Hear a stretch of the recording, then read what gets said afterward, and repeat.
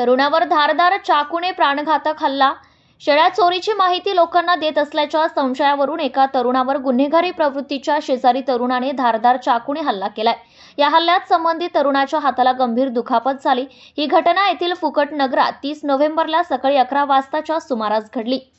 मोहम्मद अकरम मोहम्मद अख्तर जिंद्राण वय 30 वर्ष राहणार तेलीपुरा असे या हल्ल्यात गंभीर जखमी झालेल्या तरुणाचे तर शेख सलमान शेख वैदू वय 30 वर्ष राहणार फुकट नगर असे हल्लेखोराचे नाव आहे.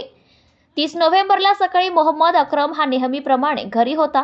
दरम्यान त्याला आरोपी शेख सलमान याचा कॉल आला. तसेच उसनवार पैसे मागण्याच्या बहाण्याने शेख सलमानने त्याला घराबाहेर बोलावले. त्यानंतर शेळ्या चोरीची माहिती तू लोकांना देतो असे म्हणत त्याच्याशी वाद घातला. हा वाद विकोपाला गेल्यानंतर त्याने मोहम्मद अकरमवर धारदार चाकूने हल्ला केला. या हल्ल्यात त्याच्या हाताला गंभीर दुखापत झाली आहे. ही बाब स्थानिक नागरिकांच्या लक्षात येताच ते धावून आले. त्यानंतर त्यांनी मोहम्मद अकरमची त्याच्या तावडीतून सुटका केली. तसेच तत्काळ रुग्णालयात उपचारासाठी नेले.